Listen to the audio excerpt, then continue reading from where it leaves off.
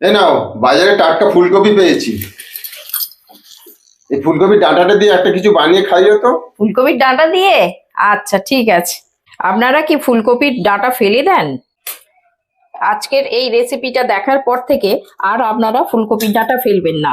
ফুলকপির থেকে ফুলকপির ডাঁটাকেই বেশি গুরুত্ব দেবেন।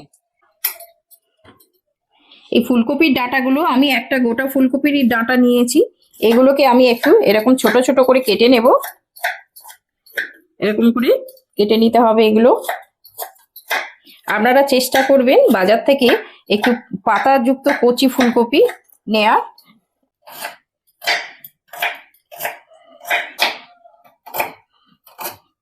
একটা গোটা ফুলকপির সব কটা ডাঁটাই কেটে নিলাম।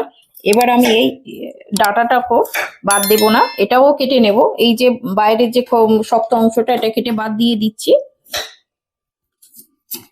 এভাবে বাদ দিয়ে আমি ভিতরের নরম অংশটাও ছোট ছোট করে কেটে নেব। এই ডাঁটাটাও এটাও দিয়ে দিচ্ছি ছোট ছোট করে কেটে। এইভাবে আমি সবগুলোকে কেটে নিলাম। এবার আমি এগুলোকে ধুয়ে ভালো করে পরিষ্কার করে নেব। এখানে আমি এগুলো ধুয়ে পরিষ্কার করে নিয়েছি একদম সুন্দর করে। এখানে একটা মিক্সির জার নিয়েছি। এই মিক্সির জারের মধ্যে এর মধ্যে অল্প অল্প করে দেব। এটা আমি একটু পেস্ট করে নেব, কিন্তু পেস্ট নয়, একবার শুধু জাস্ট ঘুরিয়ে নেব মিক্সিটা। খুব বেশি কিন্তু পেস্ট হবে না, দানা দানা থাকবে। এটা আমার পেস্ট করা হয়ে গেছে। দেখুন এই রকম হবে, দানা দানা মতো, একদম কিন্তু মিহি পেস্ট হবে না, আমি বারবার বলছি। এইরকম দানা দানা করেই এটা পেস্ট করবে। এখানে আমি একটা ননস্টিক কড়াই নিয়েছি। কড়াইটা আমার গরম হয়ে গেছে। এবার আমি এতে 2 চামচ মতো তেল দেব। 2 টেবিল চামচ তেল দিচ্ছি। এখানে আমি দুটো শুকনো লঙ্কা নিয়েছি। এই লঙ্কা দুটোকে এইভাবে ভেঙে আমি তেলের মধ্যে দেব। এটা একটু ভেজে তুলে নেব।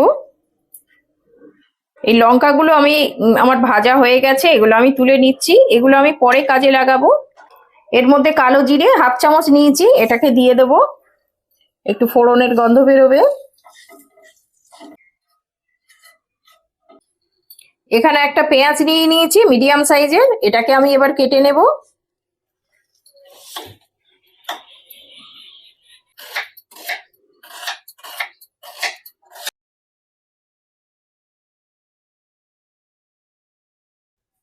এখানে আমি রসুন নিয়েছি, একটা ছোট্ট রসুন, আমার 6টা থেকে 7টা কোয়া লাগবে। এই রসুনটাকে আমি এবার ছাড়িয়ে নেব। এই কালো জিরের ফোড়নের বেশ একটু সুন্দর গন্ধ বেরিয়েছে।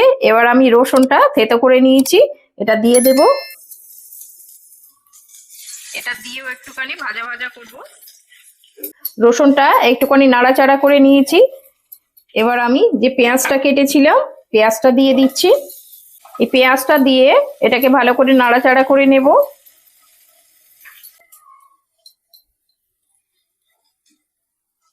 এই পেঁয়াজটা আমার ভাজা ভাজা হয়ে গেছে। এই যে একটু কালারও চেঞ্জ হয়ে গেছে। এবার আমি এর মধ্যে যে ফুলকপির ডাঁটাটা যেটা পেস্ট করেছিলাম, এটাকে দিয়ে দিচ্ছি।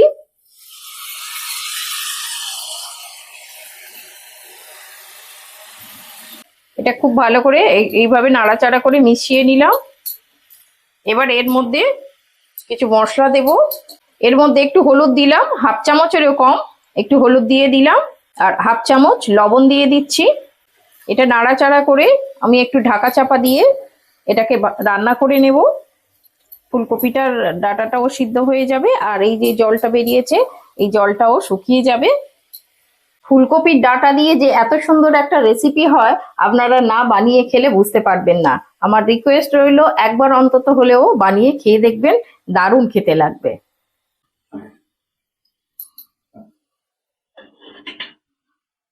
এটা ঢাকা দিয়ে রেখেছিলাম, খুলে নিলাম, একটু নাড়িয়ে দেখে নেব এই জলটা শুকিয়ে গেছে কি।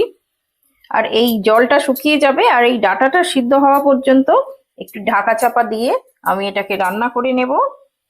এখানে যে লঙ্কাটা ভেজে রেখেছিলাম, এই লঙ্কাটা আমি একটু হাত দিয়ে একটু ভেঙে নেব। এইভাবে ছোট ছোট করে নিয়ে নিচ্ছি, নিয়ে এই লঙ্কাটা দিয়ে দিচ্ছি। আর এর মধ্যে এই যে জিরে গুঁড়ো, এটা 1/2 চামচ দিয়ে দিলাম।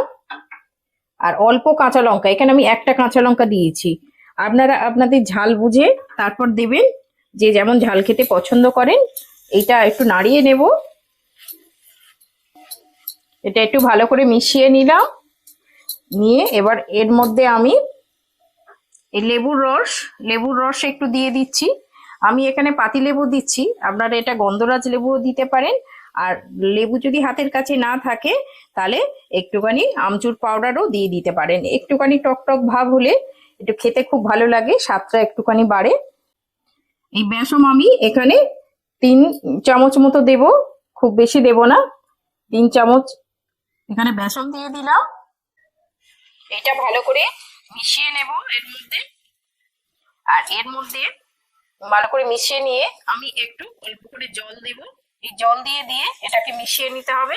এইভাবে মিশিয়ে নিয়ে আমি শুকিয়ে নেব, আবার একটু জল দেব, এইভাবে দুবার জল দেব আমি।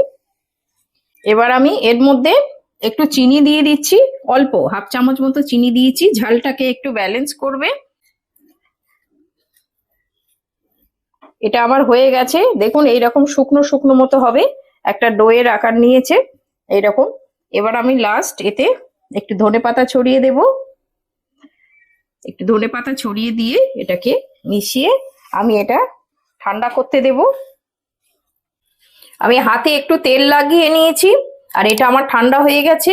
আমি এখান থেকে অল্প করে নিয়ে একটু এইভাবে নিয়ে একটা শেপ দেব, এরকম করে গোল করে একটা শেপ দেব।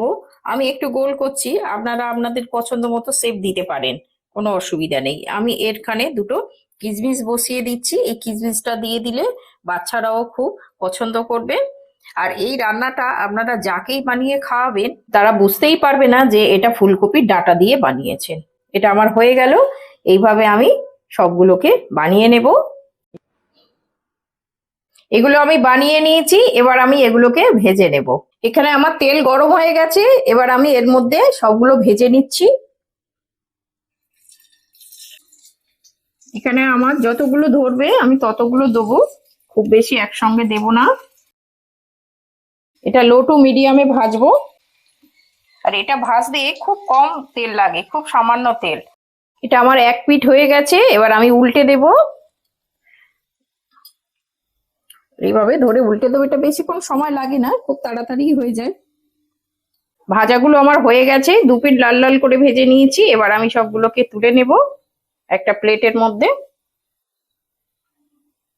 আমার সবগুলো ভাজা হয়ে গেছে, আমি তুলে দিচ্ছি। দেখুন কত সুন্দর হয়েছে।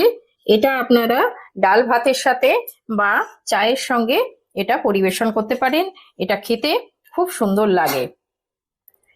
এই নাও দেখো, ফুলকপির ডাঁটা দিয়ে কি বানিয়েছি, খেয়ে দেখো কেমন হয়েছে। কেমন হয়েছে? ভালো হয়েছে? দারুণ টেস্ট হয়েছে। দারুণ টেস্ট হয়েছে। টেস্ট হয়েছে।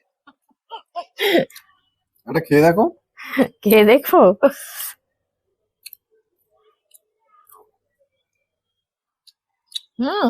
ভালো হয়েছে তো, হয়নি? দারুণ টেস্ট হয়েছে। দারুণ হয়েছে।